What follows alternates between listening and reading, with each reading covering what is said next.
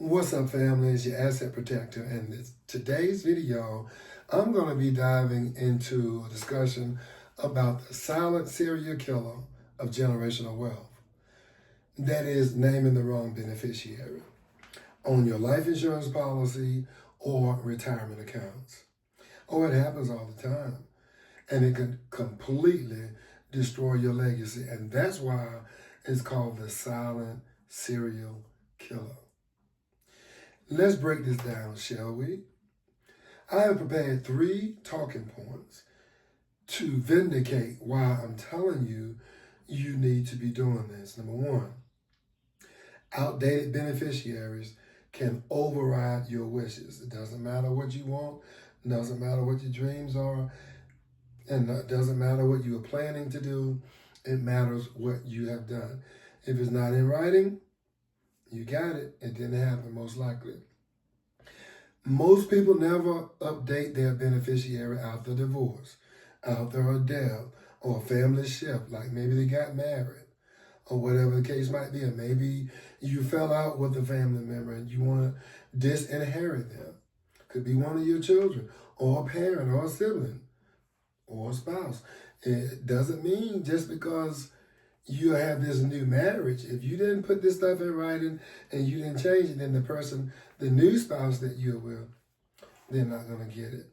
Okay? So this is not just set it and forget it. This is something that you need to be reviewing and review it on a regular basis. I recommend 12 to 24 months that you take a look at this, and that means your life insurance policies, your Roth IRAs, your traditional annuities, your 401k, 457B, 403, thrift, savings plan. It doesn't matter. If you're a celebrity, things change and you need to stop. Don't get so busy and caught up into making money that you're not protecting the money and the assets and things that you've already acquired. Now, your life insurance policy and things like that and your annuity accounts, it ignores your will. Just because you have a will, it doesn't change, it doesn't negate who you chose as your beneficiary on your retirement account, like your 401k or your 457B. Whoever you put on as your beneficiary, that's what it's going to be, even though your will says differently. Ex-spouses, estranged relatives, like I said, you fell out with somebody or whatever, or even deceased people. Yes, dead people still showing up because you haven't stopped to make that change, and that's what's on there. And so until you make that change, it's not going to happen. Talking point number 2, naming a minor or your estate can create legal trouble. See, a minor is a person that's under the age of majority, 16 to 18 years old, and they can't legally inherit. So that means that the court steps in, delays access to the funds. So naming your estate sends your payouts straight to probate court. You know about the Monopoly game? Do not pass go. Pay $200 and go straight to jail.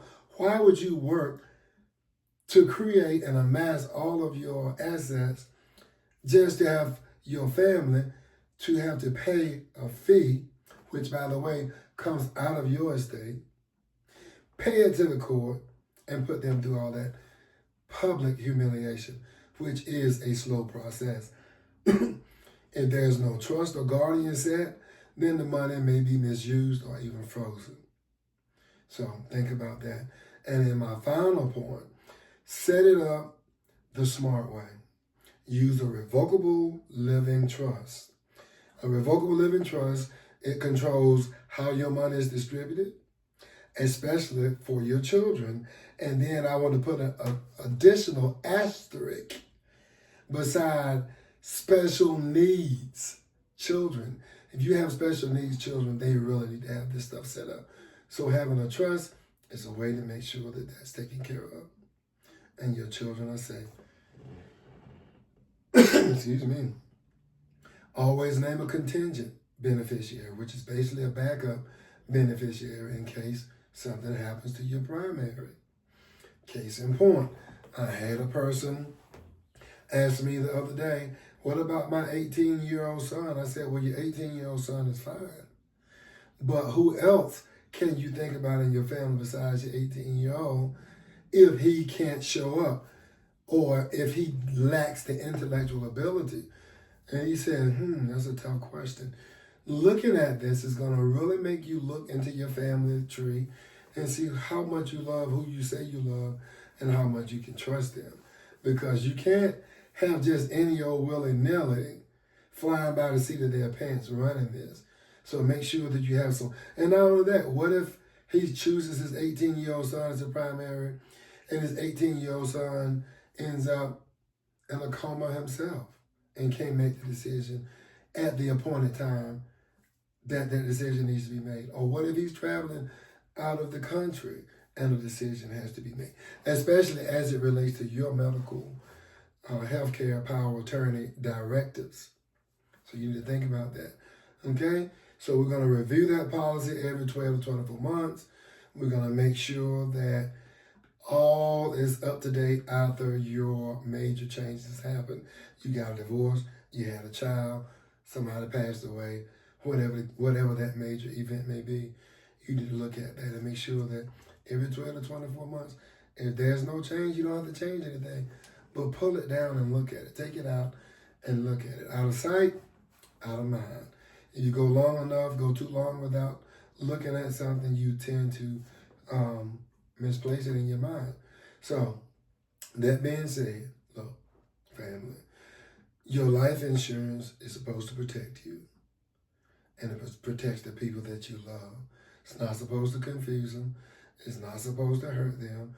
And it's not supposed to put them through something as tumultuous as going through a court process in probate court. That's very ugly. So don't let little simple mistakes like you failing to do your homework on what matters. Don't let that wipe out your legacy. Be proactive and not reactive. So that's about it. I'm your asset protector, and if you need help with reviewing your current policy or setting up one the right way, either A, drop the word review in the comments, or B, which is my personal preference, go to my website, www.unitedprospero.com, go down to the booking link, look at my calendar, and pick a time that you are available to talk to me. All of those times is on that calendar is times that I've set for and said are made available to talk to people like yourself. Okay? All right, that being said, let's make sure your money goes where your love lives and not where the court decides to go. I'll see you on the next one.